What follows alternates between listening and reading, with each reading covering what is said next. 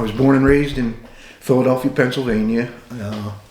In 1947, I was born, and went to high school, and then I started a community college, and and then I dropped out, and we're going back a long time here, so bear with me.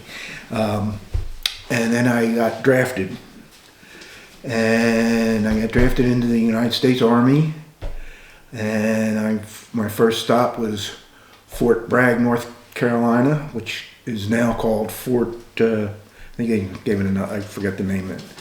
And I did my basic training there. And from there I went to Fort Polk, Louisiana, for advanced infantry training. And that was, when you went there, you knew where you were going to go next. It was the climate was very similar to Vietnam. It was humid and jungle-like, and they had billboards up around the fort that said "Kill the Kong," and there were guys bashing them with a butt of a rifle or something. And I got it gave us, I can't remember, maybe a couple weeks off, and then sure enough, I shipped off to Vietnam. We left out of Fort Ord, California, took a flight, and I landed there, and I was part of the 4th Infantry Division. That's what this patch is. And it was all new to me. I met guys from all over the country. I'd never heard of people with a southern accent before. And they were from Louisiana and Alabama, and we were all in the same boat. We were all about 19, 20 years old, and I was in what they call a mortar platoon. And I don't know if you know what a mortar looks like, but here's. I thought I had one here. Yeah. Anyway, there's one of the rounds for it. You can see. Oh, this thing, hold it up. Oh, okay. And that was that's me. I had hair in my head and everything. Anyway,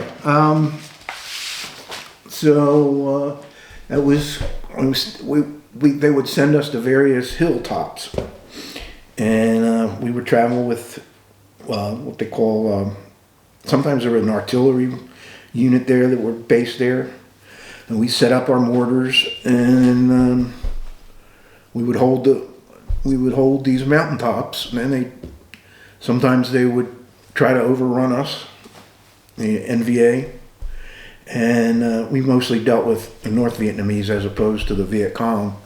The Viet Cong were much further south, and I neglected to say I was in the northern part of the country, what they call the Highlands, Northern Highlands, and it was very mountainous, actually beautiful country, and traveled by helicopter, which was kind of fun. I'd never been in one before then, and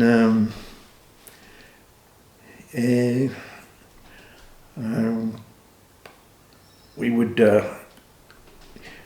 one time they would send us out into the field, and we would carry the mortar tube. It was that long, not that diameter, and we'd set up in the woods with the line companies, and that was when we would really get into the battles. That it was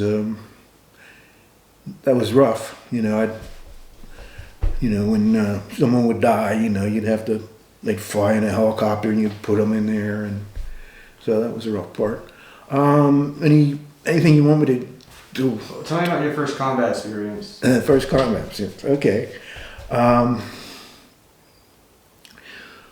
We were on this hill, as I said. We would always set up on a hill, and we would have sandbags. We would fill sandbags, and then make a roof on them, and that's where we would sleep. And in the middle of the night, which wasn't unusual, I was told that those Vietnamese would attack us. They would come up the hill, and we would, you wake up, you hear automatic rifle fire, so we all had rifles as well, and they came up the hill, and our job was to make sure they didn't get to the top, because that was bad. That's when you get overrun, and we almost did get overrun that first time.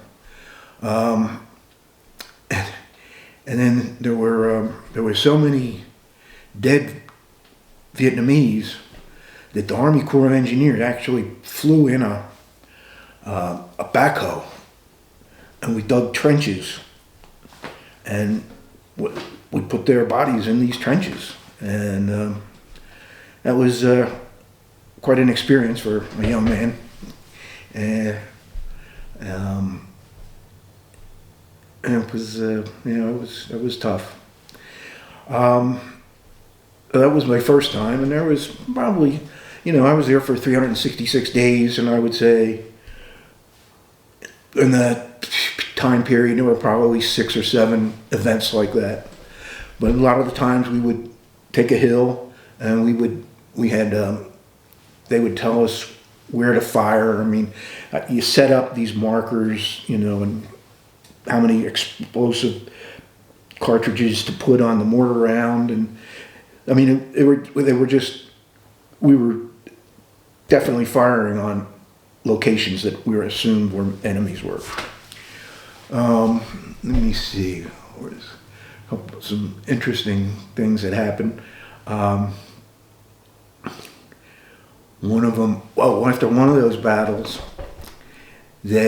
it was really a bad one, and they took us to a local army base, and we had been eating up until that time. All we ever ate was out of canned sea rations, and we got to this army base, and it was kind of like a little R&R, if you will, for we'd seen some really tough stuff, and they took us in and gave us a break, and we got actual cooked meals. Yeah, that was quite a treat, and real milk, and that was nice. And we slept on cots as opposed to an air mattress on the ground, and it was nice little reprieve. What else of interest? Everyone was entitled to a week for an R&R destination. Like when you had your choice where you could go. Some guys went to Australia and met their girlfriends there, and I chose Singapore, Malaysia, and that was all new to me.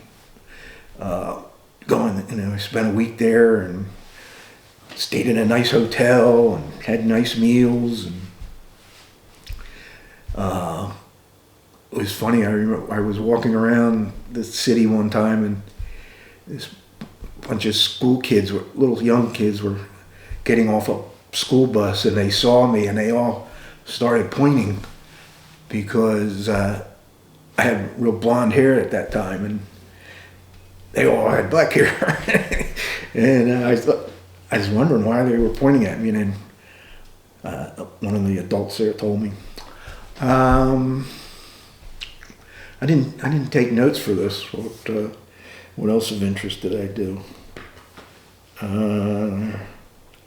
Describe the living conditions in Vietnam. Okay.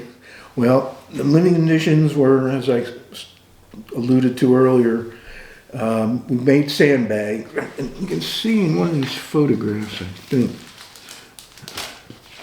You can see here how this was some of the guys I was stationed with.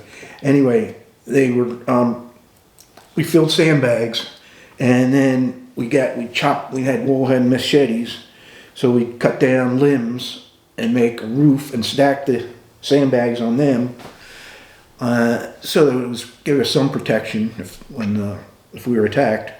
And like I said, we had air mattresses. You blow them up and they're about that thick. And in the daytime, they would give us targets to, give us the coordinates of targets to shoot, and we would have we had sea rations, and some of them they weren't too bad. We built a little fire and heat up some of them, and they all came with a different kind of cigarettes in them. They were like just a 4-pack of cigarettes, and I remember it said on the label it said, "Caution, it could be dangerous to your health," or so. Yeah, like, well, we got other things to worry about. I used to smoke then. That was pretty good. And then we'd just go we'd move to hill, and then after my 10th month, me and several other fellows who were scheduled to leave in 2 months, was a 2-year tour duty, 1-year tour duty. They told us because we were leaving at the same time. They were going to switch us to some other unit so they could replace us with guys that had longer time. And so they just gave us orders to appear down in the Delta, which was way south. And it was they were sending us to the 9th Infantry Division. And we were just on our own to get there. And we had our backpacks, and we only traveled with pistols. We didn't take rifles. And we were to get there via any way possible. We took convoys, we'd hitch ride on helicopters, and it took us days to get down there. And when we finally did, this 9th Infantry Division, it was a mechanized unit, and that means that they had APCs, personnel carriers, automated personnel, I don't know. They had caliber guns on them, and when they had a permanent base camp. Unlike us, we would go from hill to hill. They had a base camp that they operated out of with a mess hall again. So the last 2 months it was much better. I got square meals. There was a cook there and everything, and we went on patrols and these things. And but it was funny when that trip down. We stopped in Saigon, which was major city. Here we are. We'd been in the jungle all this time, and one of our stops was in Saigon, and I can remember playing pool in a hotel with some Australian guys, and that was interesting meeting those guys, and just being around a thriving metropolis like that was so much different. But then we continued south. And that's when we joined up, when I got to this. One of the other stops we made was an Air Force base. It banned me to it. And we arrived there. A convoy dropped us off. And we got there, and again, it was right on the ocean. And they had, they had bunks and a mess hall and toilet rooms and everything. And we got there, and it was in the middle of the night. And they said, we looked pretty ragged, and they said, "You guys want something to eat?" And they took us to the mess hall and fed us eggs and sausage right on. We couldn't believe it. Wow, this is great. We chowed down, spent the night there, and let's see. What was it like traveling to each location, and how dangerous was it? And again, it was 58 years ago. I can remember we would come across, we would just go from military location to the next, and we would just show them our orders. And I can't even remember the name of our final destination. I just remember the name of the unit. But and we traveled with convoys, and we never had any trouble during that travel, which was odd. But we were always we weren't like by ourselves. I mean, we were always with a unit, or like I said, an Army helicopter or a convoy. And what's it like almost being overrun? Very scary, very scary.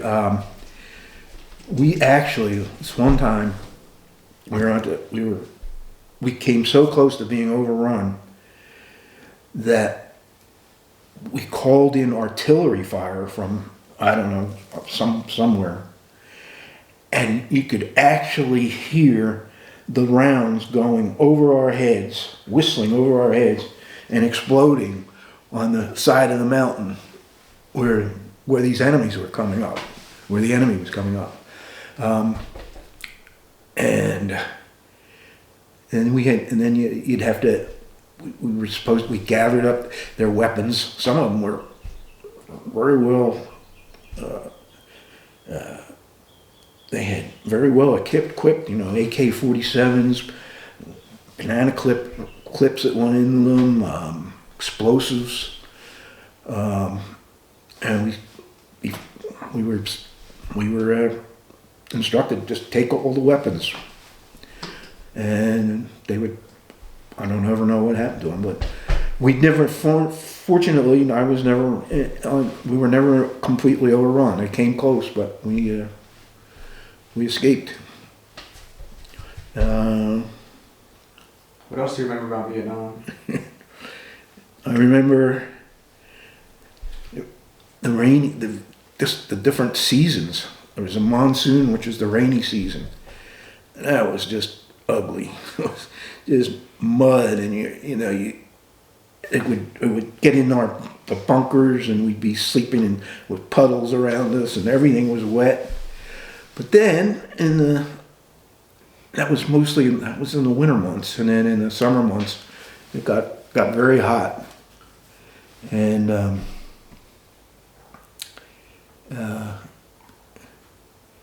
it had extreme weather. It never got real cold, but in the monsoon it was cool. And the other thing that stood out was when we would travel. Whenever, like I said, we would travel in helicopters, and we would always have, ammunition on us and our weapons, and they were the Huey helicopters, so they would hold maybe 5 or 6 of us, and on each side of us was a door gunner, guy with a machine gun, and of course the 2 guys, the pilots. And when it would take off, it would actually very slowly go down the hill, and then it would lift off, and it was a harrowing experience.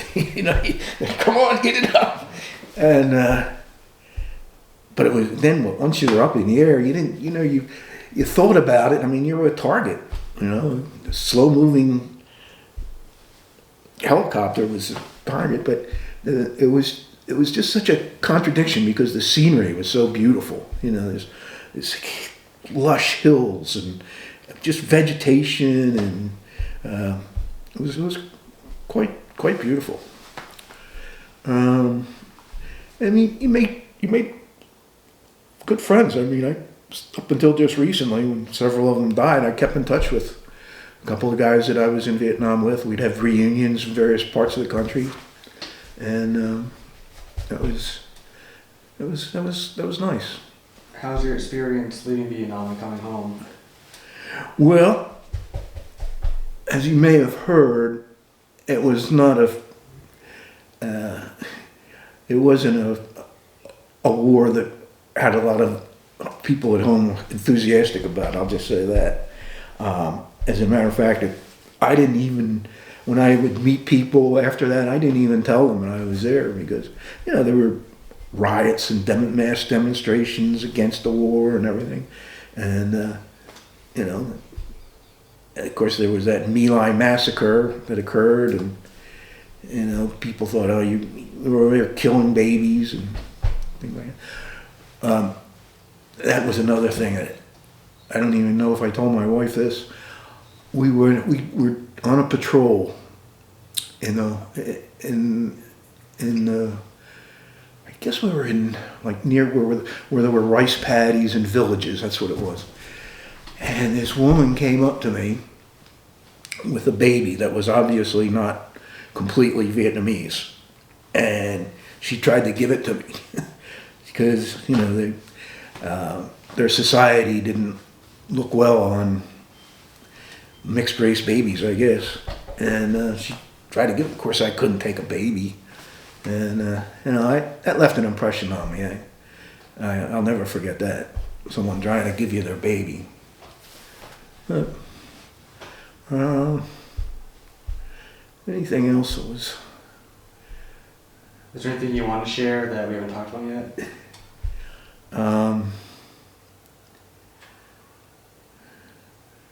No, I pretty much, I can't think of anything else to tell you. I was looking forward to coming home, that's for sure, near the end. And of course, that's when, you know, we referred to ourselves as short timers. You know, you had a couple of weeks left, and you damn sure didn't want to get in a battle at that point in time. You know, when I flew back flew back to California, and I had an aunt and some cousins that lived there, and I stayed with them for a couple of days. And but I can't think of anything else worth. I should have been a little more prepared, I guess. Tell you, it was yeah. The way we bathed when we were out there was they had these canvas buckets, and the bucket had a spout on the bottom that when you tightened it, it closed.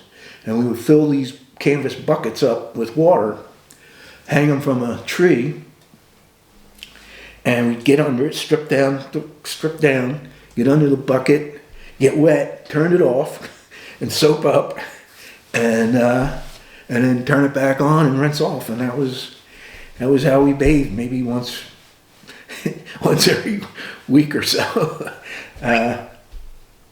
And we always carried a toothbrush in our shirt pocket. I did get a cavity when I was over there, though. And I got wounded. Just one of those attacks when we were on the hilltop. They were firing mortars at us, and a mortar went off close by, and I caught shrapnel in my head, my back of my head, and in my legs. And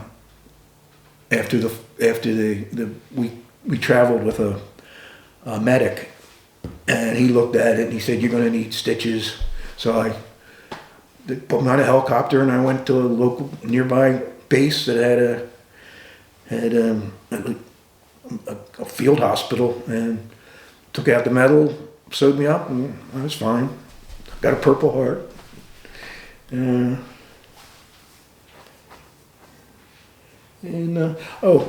we were in my first unit, the first 10 months when I was with the 4th Infantry Division, we were in the mountains. We would go on patrols, and we would meet the native people, and they were called mountain yards, and they were much different than the Vietnamese people. They were much stockier people. They lived in the mountains. They they lived in huts that they made out of, I guess they were fronds from palm trees, or I can't remember, but thatched roofs kind of things. And they were elevated, and they carved out trees and made, I guess they were boats, I don't know, they were hollowed them out. But in any case, they were much different. The women just wore skirts. They didn't wear any, their breasts were exposed. And they actually, when we came across them, they bowed to us. I think someone said they thought we might be the French. That's right. I don't know. I mean, I obviously I didn't speak their language, but they were very interesting people. I liked that reception better than when we were in a village, a Vietnamese village. You know, it was everybody. The kids had their hand out. They wanted food or candy or something. Yeah. But that was a unique experience meeting them and seeing how they lived, and you know, I mean, such a primitive lifestyle, but they thrived.